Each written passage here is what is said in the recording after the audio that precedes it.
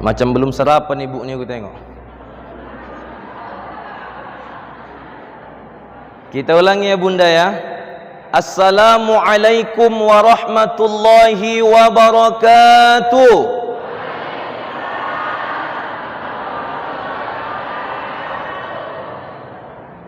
Bismillahi walhamdulillah.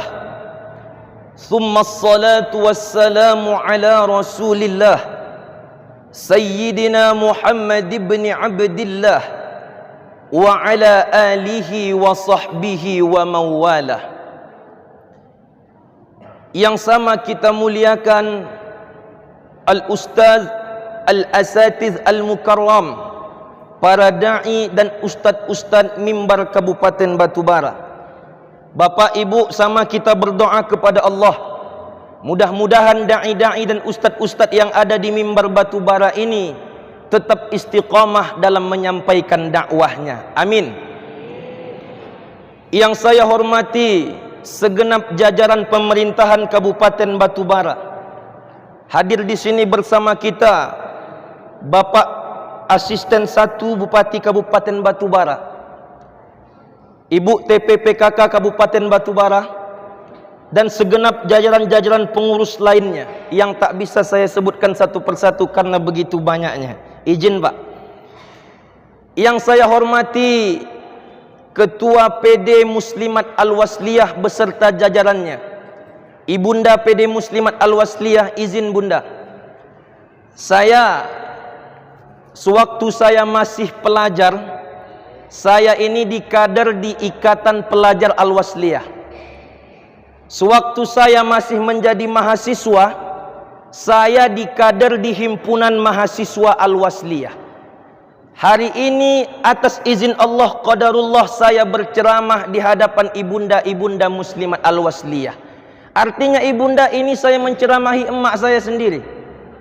Jadi kok ada salah-salah cakap nanti bunda minta izin lah bunda ya. Yang saya hormati bapak-bapak, ibu-ibu, hadirin wal hadirat, tokoh-tokoh agama, tokoh-tokoh pemuda, tokoh-tokoh masyarakat. Yang kecil tak saya sebut nama, yang besar tak saya sebut gelar. Mudah-mudahan kita semua berada dalam naungan Allah Subhanahu wa taala. Amin ya rabbal alamin. Bersyukur kita kepada Allah dengan ucapan alhamdulillahi rabbil alamin. Bersalawat kita kepada Nabi Muhammad sallallahu alaihi wasallam dengan ucapan Allahumma salli ala sayyidina Muhammad wa ala ali sayyidina Muhammad. Mudah-mudahan kita termasuk umat Nabi Muhammad yang mendapatkan syafaatnya di yaumil mahsyar nanti. Amin ya rabbal alamin. Bapak ibu hadirin yang dirahmati Allah, ibunda izin sedikit saya bercerita. Saya tadi sebetulnya dari Medan jam 5:30 subuh. Siap solat subuh saya langsung berangkat ke Batubara. Makanya tadi saya tak sempat ikut solat tasbih Pak. Kok ditanya capek-capek bunda.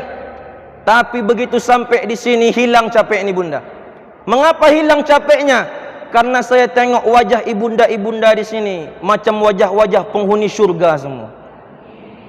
Tapi penghuni surga itu tak ada yang bersender dia. Apa kabar ibunda, sehat? Apa kabar ibunda, sehat? Kalau kata orang kampung saya di Barung-Barung sana, sungguh indah bentuk pelangi, terbang tinggi burung gelati. Dari sekian banyak tempat ceramah yang udah didatangi, emak-emak di sinilah yang ku tengok cantik-cantik. Tapi jangan salah bunda, anak presiden memakai batik. Batik dipakai di waktu panas. Walaupun bunda ku tengok cantik-cantik, takutku nanti telekung yang dipakai belum lunas.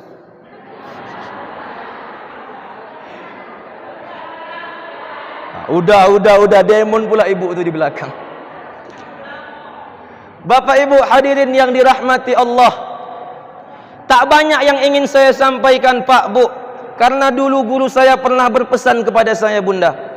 Badrul, kata guru saya, nanti kalau kau ceramah, kemanapun kau ceramah, lamanya kau ceramah itu tak ditentukan dari berapa lama jarum jam di dinding itu berputar. Jadi gimana Ustaz, saya bilang, lamanya kau ceramah itu tengok dari posisi duduk jamaah. Kalau jamaah kau sudah berganti duduk 3 kali, berarti jemaah kau lebih mementingkan asam uratnya dibandingkan mendengar ceramah kau. Tadi saya tengok uak-uak di belakang tu dah 2 kali berganti. Kok berganti sekali lagi udah kita ni. Ibunda yang dirahmati Allah, mengawali pertemuan kita di pagi hari ini, tertarik hati saya untuk membahas sebuah bait lagu dari El Soraya yang berjudul Menempuh Hidup. Jadi ibunda, di dalam lagu itu dikatakan begini: suatu masa nanti kita akan pergi, tinggalkan dunia ini, menghadap Ilahi. Apa yang kan dibawa sebagai persembahan selama di dunia, lupa mengerjakan apa yang kan dibawa sebagai persembahan selama di dunia, lupa mengerjakan. Ibunda ayahanda yang dirahmati Allah, dari bait lagu ini satu pelajaran yang dapat kita ambil. Kapanpun itu masanya, besok, lusa, 1 minggu, 1 bulan ataupun 1 tahun yang akan datang, pasti nanti akan sampai masanya ruh kita berpisah dari jasad, nyawa kita akan terlepas daripada badan. Suatu saat nanti akan sampai masanya kita mengalami peristiwa yang tersebut. Kalau tidak ibunda yang duluan, saya yang belakangan. Kalau tidak saya yang belakangan, pak bapak yang duluan. Sama aja tuh. Artinya ibunda, setelah nanti ajal menjemput kita, setelah kita bertemu dengan yang namanya kematian, tentulah ada rasa gelisah di dalam hati kita. Mengapa ada rasa gelisah di dalam hati? Satu penyebabnya, karena tak cukup bekal untuk dibawa menghadap Allah Subhanahu wa ta'ala nanti. Itu makanya di dalam lagu tadi dikatakan, apa yang kan dibawa sebagai persembahan selama di dunia, lupa mengerjakan. Kalau di dunia awak tak solat, alamat tak selamat di akhirat. Kalau di dunia awak tak mau sedekah, alamat tak selamat di akhirat. Kalau di dunia awak tak berbakti kepada orang tua, alamat kita tak selamat di akhirat. Maka ibunda, dulu sahabat Abdullah ibnu Mas'ud pernah bertanya kepada Rasulullah. Apa kata sahabat Abdullah ibnu Mas'ud? Ya Rasulullah, ayyul amali ahabbu ilallah? Amalan apa yang paling dicintai Allah? Sahabat Abdullah ibnu Mas'ud bertanya kepada Rasulullah. Dijawab oleh Rasulullah sallallahu alaihi wasallam, as-salatu fi awwali waqtiha, salat di awal waktunya. Amalan yang pertama yang paling dicintai oleh Allah yaitu salat di awal waktu. Salat di awal waktu ini pak bu, memang kedengarannya gampang, namun pada kenyataannya, namun pada pengaplikasiannya sangat sulit untuk kita kerjakan. Sebagai contoh bunda, kita masuk waktu zuhur jam 1, jam 1 juga masuk waktu masak. Yang mana yang duluan kita kerjakan bunda? Masak. Jam 4 masuk waktu asar bunda, jam 4 masuk waktu asar, jam 4 awak mengangkat kain, melipat kain. Mana yang duluan kita kerjakan?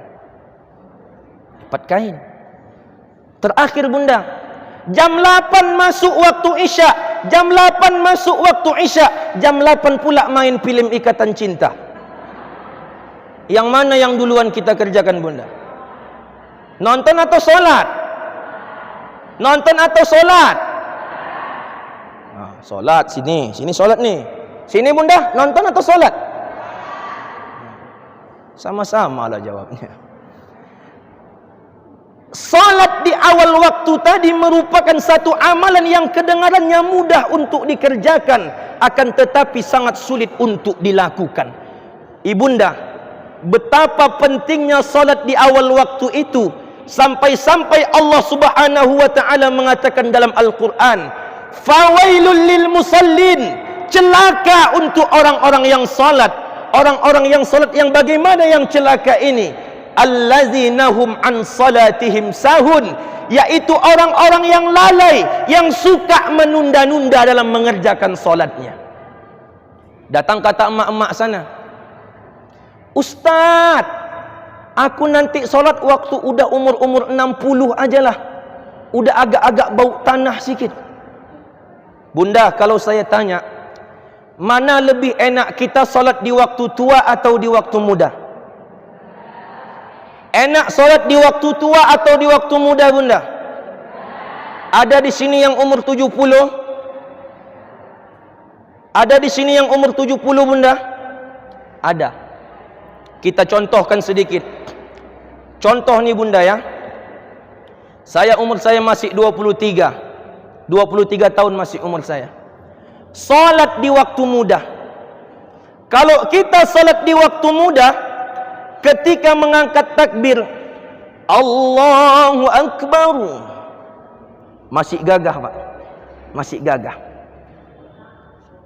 Kalau umur 70 salat, mengangkat takbir pun sesak napas rasanya bunda. Allah. Cocok bunda? Cocok. Kalau kita masih muda, kita salat, setelah angkat takbir kita baca ayat surah Al-Fatihah.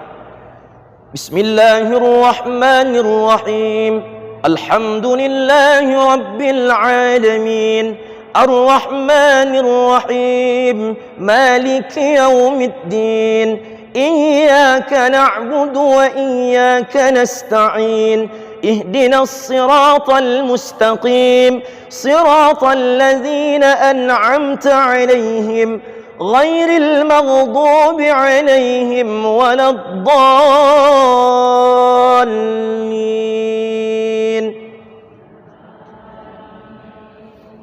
Kalau masih muda. Kalau udah umur 70 baru salat, tak akan terasa lagi nikmatnya salat bunda. Ngangkat takbir aja pun awak udah sesak, apalagi baca Fatihah.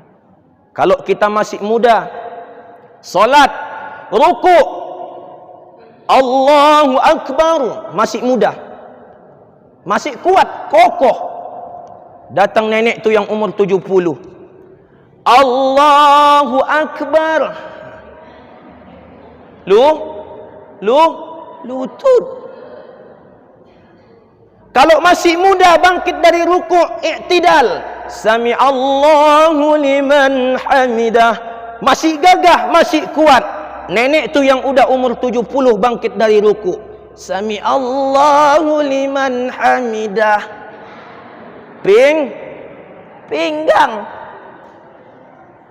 Salat di waktu muda, setelah ruku, setelah i'tidal kita sujud, Allahu Akbar. Masih muda mana duluan jatuh bunda? Coba nenek tu yang udah umur 80 70, udah ruku, udah i'tidal, mau sujud, Allahu Akbar. Apa tak diraba dulu bawah tu? Artinya apa bunda? Apapun itu ibadahnya, apapun itu ibadah yang kita lakukan, akan terasa nikmatnya kita lakukan ketika kita masih muda. Selagi tenaga masih kuat, selagi badan masih sehat, pergunakanlah badan yang kuat, pergunakanlah usia yang sehat untuk senantiasa meningkatkan kualitas kita ibadah kepada Allah. Itu yang pertama bunda, salat di awal waktu. Tak cukup daripada itu, ditanya lagi Rasulullah Pak oleh sahabat Ibnu Mas'ud, "Ya Rasulullah, ayyul amali ahabbu ilallah, dijawab oleh Rasulullah, wal jihadu fi sabilillah bi amwalikum wa anfusikum dzalikum khairul lakum in kuntum ta'lamun. Kamu berjihad di jalan Allah dengan hartamu, kamu berjihad di jalan Allah dengan jiwamu. Yang demikian itu sangat baik kau lakukan jika kau betul-betul mengetahui. Ayahanda ibunda yang dirahmati Allah, mengapa dalam hadis ini didahulukan kita harus berjuang dengan harta kita? Karena nyatanya bunda, berjuang dengan harta itu berat untuk kita kerjakan. Dulu ketika terjadi perang Tabuk, bunda, masing-masing sahabat Rasulullah mempersiapkan hartanya untuk bersedekah demi keperluan dan kepentingan perang Tabuk. Datanglah sahabat Umar bin Khattab membawa separuh hartanya menjumpai Rasulullah dan untuk disumbangkan demi keperluan perang Tabuk. Ditanya oleh Rasulullah kepada Umar, wahai Umar, kau telah membawa hartamu demi keperluan perang Tabuk, kau telah menginfakkan hartamu untuk keperluan perang Tabuk, maka apa yang kau tinggalkan untuk anak dan istrimu di rumah, wahai Umar? Dijawab oleh Umar bin Khattab, ya Rasulullah, aku cuman membawa separuh aja hartaku, dan separuh lagi aku tinggalkan di rumah untuk anak dan istriku. Tiba-tiba bunda, datanglah Abu Bakar Siddiq membawa semua hartanya, menyumbangkan seluruh hartanya demi keperluan perang Tabuk. Ditanya oleh Rasulullah kepada Abu Bakar, wahai Abu Bakar, kau telah membawa semua hartamu untuk keperluan perang Tabuk, telah kau sumbangkan semuanya, maka apa yang kau tinggalkan untuk anak dan istrimu, wahai Abu Bakar? Dijawab oleh Abu Bakar Siddiq, ya Rasulullah, aku telah menginfakkan semua hartaku, habis hartaku untuk keperluan perang Tabuk ini, wahai Rasulullah. Yang aku tinggalkan untuk anak dan istriku adalah Allah dan Rasulnya. Ibunda yang dirahmati Allah, dari kisah ini satu pelajaran yang dapat kita ambil. Bagaimanapun kondisi kita, kaya kita, miskin kita, susah kita, senang kita, kita diajarkan untuk senantiasa mempersembahkan yang terbaik demi jalan kepentingan Allah Subhanahu wa ta'ala. Ibunda, bagaimana cara kita hari ini untuk berjuang jalan Allah dengan harta kita? Perang tak ada, apa tak ada, perang semua kacau balau tidak ada.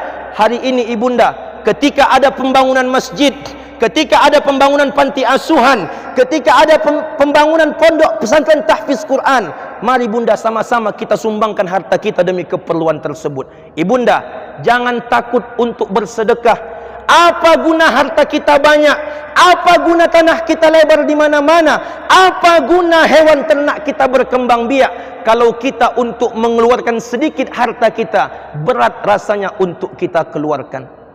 Nanti ketika di akhirat manusia akan berkata, Rabbana absarna, ya Allah, kami telah melihat bagaimana orang yang disiksa dalam neraka, wa sami'na, dan kami telah mendengar dentuman orang yang disiksa di dalam neraka, farji'na na'mal salihah, kembalikan kami ke dunia ya Allah, kami akan beramal saleh. Lalu dikatakan oleh Allah kepada manusia, apa yang kau inginkan wahai hambaku? Rabbi laula akhartani ila ajalin qarib, ya Allah, seandainya nyawaku ini bisa ditunda sedikit, seandainya ajalku ini bisa agak diperlambat sedikit, fa as-saddaqa, maka aku akan bersedekah. Mengapa saat itu ibunda, mengapa saat itu manusia tak mengatakan mereka ingin salat, mereka ingin puasa, ingin haji, ingin umrah, tetapi manusia mengatakan saat itu mereka ingin bersedekah? Karena pada saat itu ditunjukkan kepada manusia betapa dahsyatnya pahala hasil daripada sedekah. Itulah amalan yang kedua yang sangat dicintai oleh Allah. Yang terakhir ibunda, amalan yang paling disukai oleh Allah, birrul walidaini, berbakti kepada kedua orang tua. Suatu hari di zaman Rasul, ada seorang sahabat yang bernama Uwais Al-Qurni yang berasal dari negeri Yaman. Uwais Al-Qarni adalah seorang pemuda yang miskin. Uwais Al-Qarni adalah seorang pemuda yang tak punya apa-apa, tetapi namanya terkenal di langit. Sampai-sampai Uwais Al-Qarni membuat iri para malaikat langit. Mengapa hal ini bisa terjadi? Karena kebaktian Uwais Al-Qarni kepada emaknya. Suatu ketika ibunda, berkatalah emak Uwais Al-Qarni kepada anaknya Uwais Al-Qarni, "Wahai anakku Uwais," kata emak Uwais Al-Qarni, "usiaku sekarang sudah memasuki usia senja. Umurku sekarang sudah memasuki usia tua. Namun ada satu keinginanku wahai anakku, yang ingin sekali aku kerjakan. Aku ingin pergi ke tanah suci Makkah untuk melaksanakan ibadah haji." Permintaan emak Uwais Al-Qarni kepada anaknya Uwais Al-Qarni. Lalu karena Uwais Al-Qarni tak punya duit yang banyak, karena Uwais Al-Qarni tak memiliki kecukupan harta, tapi Uwais Al-Qarni tak kehabisan akal. Ia beli seekor anak lembu. Setiap pagi dan petang ia gendong menaiki bukit. Sampai pada saat itu ditanya oleh pemuda-pemuda Yaman, "Uwais, apakah kau sudah gila menggendong lembu setiap pagi dan petang?" Ternyata di sini Uwais Al-Qarni berlatih untuk menggendong emaknya dari Yaman ke Makkah untuk melaksanakan ibadah haji. Sampailah waktu pelaksanaan ibadah haji. Digendonglah oleh Uwais Al-Qarni emaknya dari negeri Yaman ke Makkah. Dari Yaman ke Makkah pada saat itu digendong selama 3 bulan lamanya. Lecet bahu Uwais Al-Qarni, remuk tulang belakang Uwais Al-Qarni, tetapi ia sanggup membawa emaknya dari Yaman ke Makkah. Setelah selesai pelaksanaan ibadah haji, terdengarlah berita ini ibunda ke telinga Rasulullah. Ditanya oleh sahabat kepada Rasulullah, "Ya Rasulullah, ada seorang pemuda yang bernama Uwais Al-Qarni dari negeri Yaman. Dia menggendong emaknya dari Yaman ke Makkah melaksanakan ibadah haji. Yang ingin aku tanyakan kepadamu wahai Rasulullah, apakah Uwais Al-Qarni mampu membalas kebaikan emaknya?" Apa yang dikatakan oleh Rasulullah? "Wahai sahabatku, jangankan Uwais Al-Qarni menggendong emaknya dari Yaman ke Makkah, andai kata Uwais Al-Qarni menggendong emaknya keliling dunia sekalipun, maka itu tak akan sanggup untuk membalas jasa kebaikan yang dilakukan oleh emak Uwais Al-Qarni." Maka ibunda hadirin yang dirahmati Allah, hari ini ibunda ayahanda, selain posisi kita sebagai orang tua, kita di sini berposisi juga sebagai seorang anak. Maka hari ini, andai kata orang tua kita masih hidup, andai kata emak ayah kita masih hidup, berdoa kita kepada Allah, panjangkan umur orang tua kita, agar kita dapat membahagiakan orang tua kita ketika mereka memasuki usia senja. Namun ibunda, andai kata hari ini orang tua kita sudah tidak ada, andai kata emak kita sudah menghadap Allah, andai kata ayah kita telah dipanggil di hadapan Allah, maka hanya ada satu cara kita untuk mempersembahkan kebaktian kita kepadanya, yaitu perbanyak berdoa agar orang tua kita dijauhkan Allah dari siksa kubur, perbanyak berdoa agar orang tua kita dijauhkan Allah dari siksa api neraka.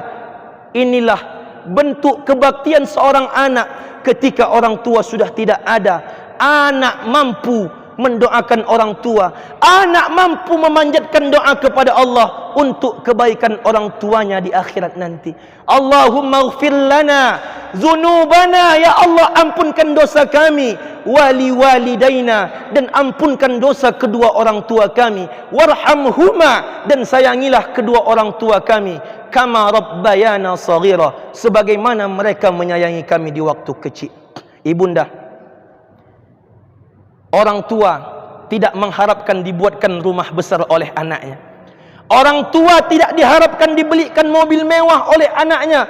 Orang tua tak mengharapkan dibelikan tanah yang lebar oleh anaknya. Melihat anaknya senang, orang tua pasti lebih senang. Melihat anaknya bahagia, orang tua pasti akan lebih bahagia. Oleh sebab itu, ayahanda dan ibunda yang dirahmati Allah, hari ini kita yang masih diberikan oleh Allah orang tua, gunakanlah kesempatan ini untuk senantiasa menunjukkan rasa kebaktian kita dan rasa penghormatan kita kepada orang tua. Ibunda yang dirahmati Allah, inilah 3 amal yang paling disukai oleh Allah. Yang pertama, salat di awal waktu. Yang kedua, berjihad di jalan Allah dengan harta dan jiwa. Dan yang ketiga, berbakti kepada kedua orang tua. Mudah-mudahan kita yang ada di sini semua, termasuk hamba Allah, termasuk umat Rasulullah, yang dapat mengerjakan 3 amalan ini, agar kita dapat masuk ke dalam syurga Allah dengan penuh kedamaian dan dengan penuh ketentraman. Inilah yang dapat saya sampaikan. Mohon maaf apabila terdapat kesalahan. Terima kasih atas segala perhatian. Nasrum minallah wa fathun qarib wa basyiril mu'minin. Assalamualaikum warahmatullahi wabarakatuh.